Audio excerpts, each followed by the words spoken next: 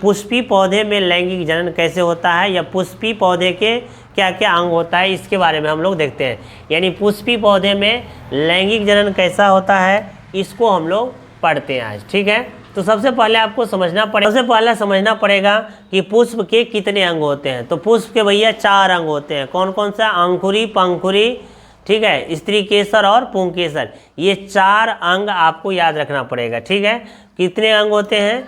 4 अंग होते हैं। अब देखिए इसमें 4 अंग आपको दिखाया गया है। ठीक है, 4 अंग।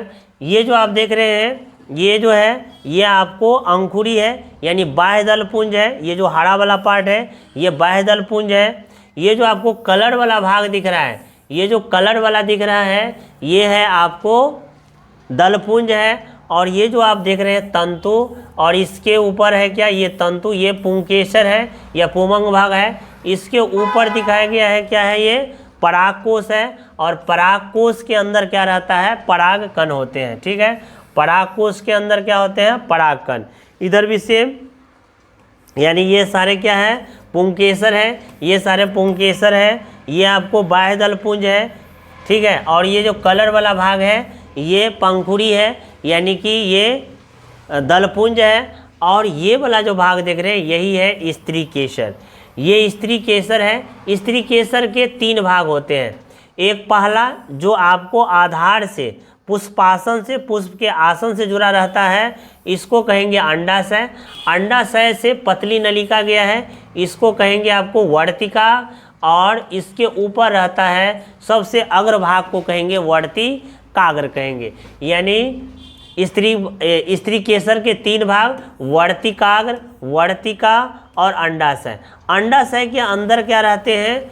बीजांड रहते हैं। और बीजांड के अंदर जो है वो बीजांड के अंदर रहते हैं मादा युग्मक। ठीक है, मादा युग्मक रहते हैं। ठीक है, तो ये आपको भाग हो गया किसके? वर्तिकाग्र, वर्तिका और अंडाशय किसके भाग हुए? और बीजांड किसके भाग हुए? स्त्री केसर के। पुंकेसर के परागकोश, परागकण और तंतु, ये भाग हो गया पुंकेसर का। और ये वाला भाग हो गया आपको बाह्य दल पुंज का। और ये वाला भाग हो गया जो कलर वाला है, ये है आपको दलपुंज का। ये अलग अलग फूग में अलग अलग कलर के होते हैं। इसको हम लोग विस्तार से आगे देखते हैं।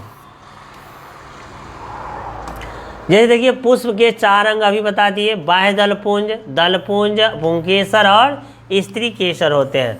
अब पुमंग में क्या होता है, यानी पुंकेसर में क्या होता है? एक पुमंग में फूल के नर जननांग में को पुमंग कहते हैं। फूल के नर जननांग को क्या कहते हैं? पुमंग कहते हैं। पुमंग में कई पुंकेसर होते हैं। और फिर पुंकेसर के शीर्ष पर परागकोश होता है। और परागकोश में होता है परागकण होते हैं। ठीक है, चलिए स्त्री केसर, फूल के मादा जननांग को क्या कहेंगे? फूल के मादा जननांग को जायांग कहेंगे। फूल के मादा जननांग को जायांग कहेंगे। जायांग में 1 से अधिक अंडप होते हैं। और प्रत्येक अंडप या स्त्री केसर के 3 भाग होते हैं। ठीक है, कौन कौन सा? अंडाशय, वर्तिकाग्र और वर्तिका। सबसे पहले हम लोग अंडाशय देखते हैं। सबसे पहले अंडाशय। स्त्री केसर का जो आधारीय भाग जो पुष्पासन से जुड़ा रहता है उसे कहेंगे अंडाशय। ठीक है, वर्तिका, अंडाशय के जो ऊपर वाला पतली लंबी नालिका है, अंडाशय से लंबी या पतली वृंत जैसी रचना निकली रहती है, जिसे वर्तिका कहते हैं। ठीक है, और सबसे ऊपर वाला भाग को क्या कहेंगे? वर्तिकाग्र कहेंगे। वर्तिका के शिखर पर फूली हुई चिपटी एवं चिपचिपी रचना होती है, जिसे वर्तिकाग्र कहते हैं। अब वर्ती अंडाशय के अंदर क्या होते हैं? बीजांड, यानी बीजांड अंडाशय के भीतर होते हैं। बीजांड, ठीक है, भ्रूणकोश कहाँ होता है? बीजांड के भीतर भ्रूणकोश होता है। ठीक है, भ्रूणकोश में क्या रहता है? मादा युग्मक रहते हैं। भ्रूणकोश में क्या रहते हैं? मादा युग्मक रहते हैं।